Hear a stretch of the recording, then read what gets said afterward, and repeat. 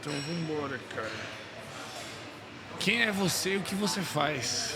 Cara, meu nome é Gabriel Moraes, eu sou nutricionista, eu tenho especialização na parte de nutrição esportiva. Hoje, basicamente, a minha ideia é descomplicar um pouco a vida das pessoas em relação à alimentação. O que é nutrição esportiva? Nutrição esportiva, eu não sei seja a definição técnica disso, mas se eu fosse colocar uma definição aqui, seria a nutrição que visa melhorar a performance das pessoas dentro do esporte. Então tu não busca só saúde. Não, mas ao mesmo tempo, eu às vezes brinco com a ideia de que, como o conceito de saúde é bem amplo, às vezes a questão da performance ela pode ter um fator muito positivo para a parte mental da pessoa, de uma percepção de maiores capacidades, maiores valências que ela pode ter e isso de alguma forma trazer um benefício para ela.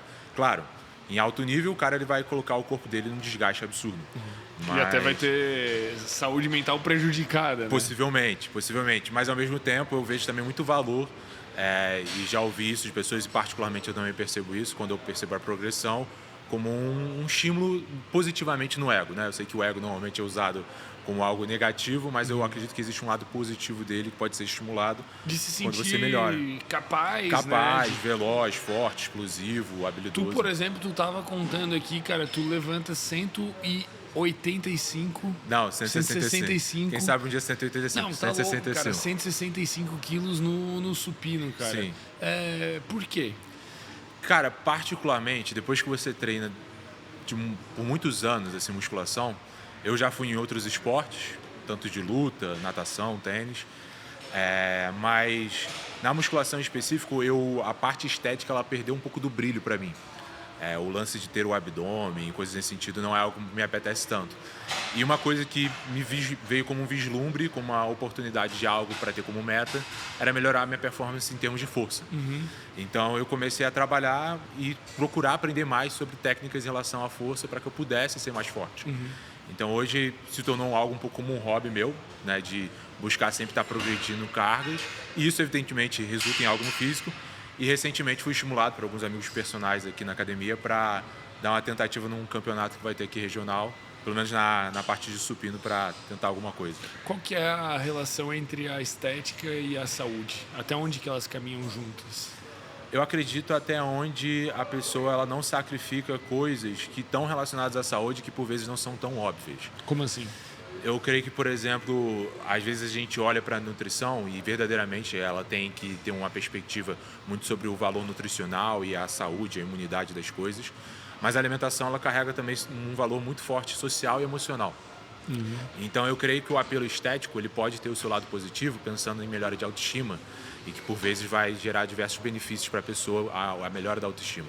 Mas ao mesmo tempo, se isso às vezes sacrifica relações, às vezes interpessoais, com familiares, eu creio que ela pode ser deletéria em alguma medida.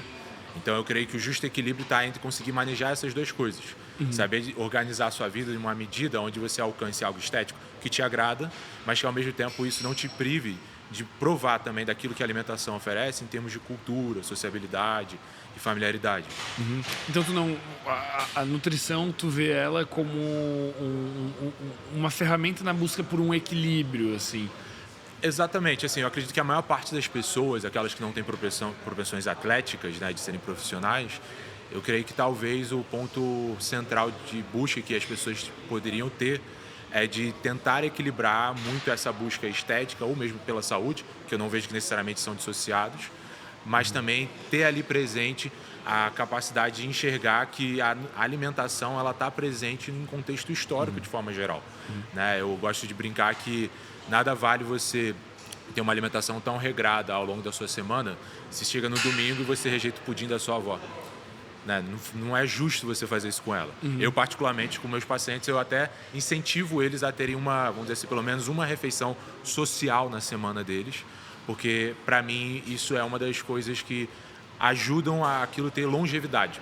E passa a não ser mais aqueles projetos ou tentativas Porque idas e daí vindas. se torna, às vezes, uma renúncia irreal, né, cara? E tu abre mão de tudo. Se torna insustentável, né? Porque você pode, evidentemente, por um foco. Por exemplo, eu casei no início do ano, então alguns meses antes do casamento, por mais que eu tenha essa ideia de trazer maior liberdade em relação à alimentação mais com inteligência, eu gosto de fazer com que focos ou metas específicas, elas têm sim o seu lugar e elas são super válidas. E no meu caso, a meta do casamento quis dar uma secada, diminuir um pouco o consumo calórico, diminuir talvez um pouco essas refeições sociais que eu incentivo e tudo bem. Mas eu acredito que o jogo a médio e longo prazo, para que você tenha até uma boa relação com a comida, que hoje é um ponto que eu vejo que as pessoas têm muita dificuldade, é você conseguir achar esse ponto de equilíbrio.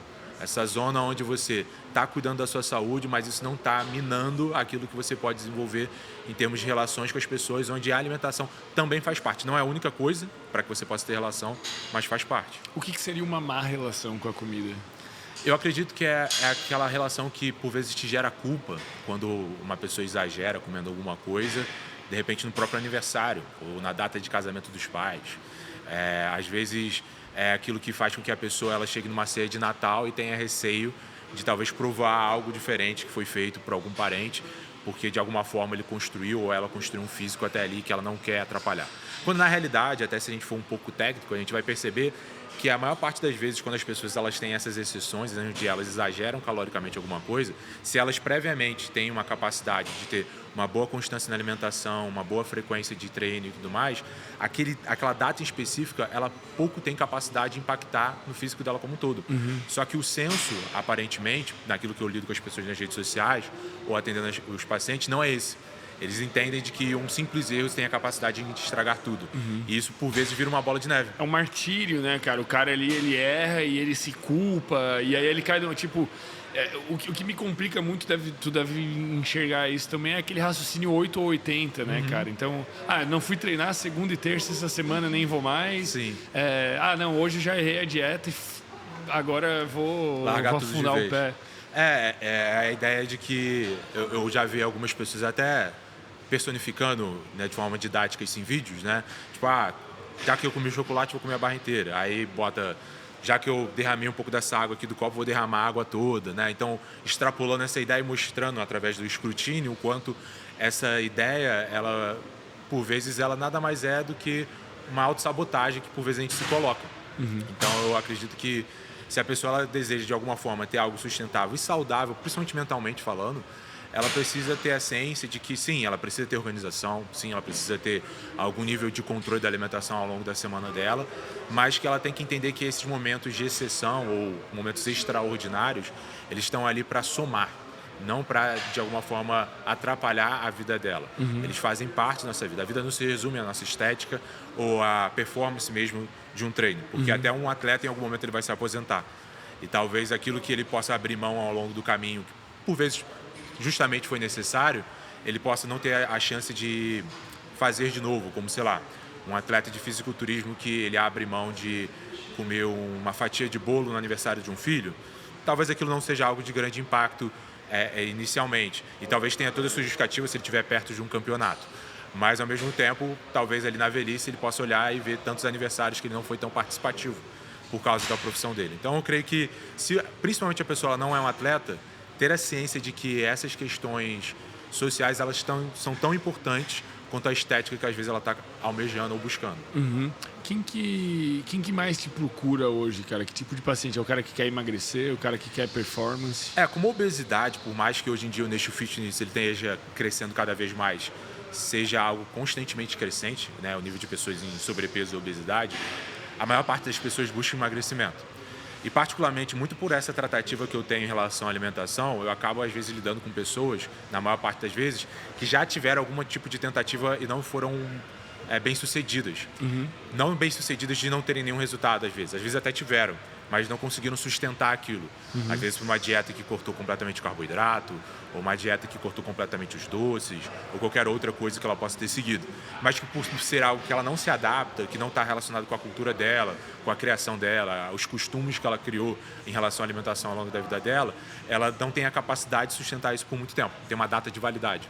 E por vezes essas são as pessoas que acabam me procurando, porque elas já tentaram outras vezes, mas quando elas olham e percebem que existem esses outros pontos que são tão importantes quanto o pesar o alimento ou comer saudável, ela começa a entender que, cara, existe um um ponto de equilíbrio aqui. Eu não preciso recorrer a esses extremismos de cortar tudo, de fazer jejuns prolongados que não são necessários, ou cortar todo tipo de carboidrato ou doce. Eu posso, sim, ter um equilíbrio nisso e, ao mesmo tempo, produzir resultados. Mas e como que eu encontro esse ponto, assim? Como que eu encontro esse ponto de, cara, eu tenho que me cobrar mais, eu tenho que me cobrar menos, eu tô passando pano pra mim mesmo, Sim. eu tô... Eu acho que essa é a pergunta de $1 milhão, né? E é a pergunta que a gente vai ter que, talvez, cada um responder de uma forma muito singular. Eu não creio que existe uma resposta universal, porque aquilo que, por vezes, é fácil para você lidar, para mim não é. Eu, por exemplo, eu até brinco isso com os pacientes. Eu, há muito tempo, eu sempre fui um cara que, e eu gosto, na verdade, até hoje, muito de doce. E um doce que eu amava demais e eu ainda gosto bastante é a Nutella.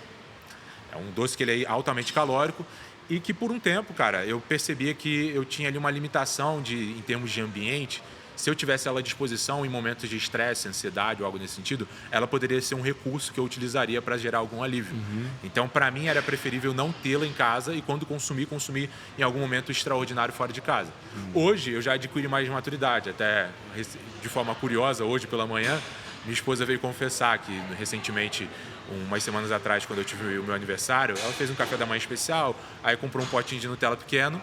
Estava lá em casa até então, eu não abri em nenhum momento, que talvez em anos anteriores, quando eu já tive que lidar com obesidade, coisas nesse sentido, antes da formação como nutricionista, ficou lá e eu não abri em nenhum momento. Mas ela, hoje pela manhã, acabou comendo e até me confessou. Então, eu creio que existem pontos de equilíbrio, mas eles também estão muito relacionados ao teu grau de maturidade daquele momento. Sim. A fase que você está vivendo. Um autocontrole, vamos dizer, que tu desenvolve, né? Com certeza. Então, pode ser uma estratégia mais interessante no começo se blindar até desenvolver essa maturidade de conseguir às vezes controlar. pode ser também não só questão de desenvolvimento de maturidade, pode ser uma sazonalidade de algumas pressões que você está passando naquele momento. Você está passando por um perrengue, você está passando por demandas que você tem que cumprir e aquilo pode ser uma válvula de escape. Talvez o trabalho que a gente busca fazer, olhando muito para a nutrição comportamental, é ajudar o paciente a ele conseguir enxergar que a comida dela não é a única forma dela solucionar, na verdade, não é a forma dela solucionar os problemas. E que ela pode sim gerar esse alívio ou diminuição desse nível de ansiedade ou estresse ao optar por outras coisas. E o que às vezes ela não tem é o hábito de parar e pensar que existem sim outras atividades, outras coisas que ela pode fazer que vão gerar esse alívio que por vezes ela busca na comida. E tu acha que a pessoa tem controle sobre isso? Ser gordo é uma escolha? Cara, não é. Assim, a grosso modo, não é. Existem casos que talvez você possa extrapolar e dizer que o cara não tem vergonha na cara, mas mesmo esse cara que possa estereotipar o falta de vergonha na cara, por vezes, quando você vai conversar com a pessoa, você vai começar a perceber muitos dados a respeito da vida dela que influenciam esse comportamento atual. Eu posso dar um exemplo. Eu já atendi um paciente obeso e que ele já havia emagrecido muito bem um tempo, mas reganhou o peso. E aí ele me procurou e eu estava atendendo, conversando com ele. E uma das coisas que eu pude perceber que essa euforia que às vezes ele tinha de comer muito, de querer aproveitar muito o momento e lidar às vezes com aquele momento que ele tinha a oferta de algum alimento muito saboroso como o último momento que ele teria e por isso que ele tinha que comer muito, eu fui conversando com ele, entendendo a história, que na infância dele ele passou por muita escassez.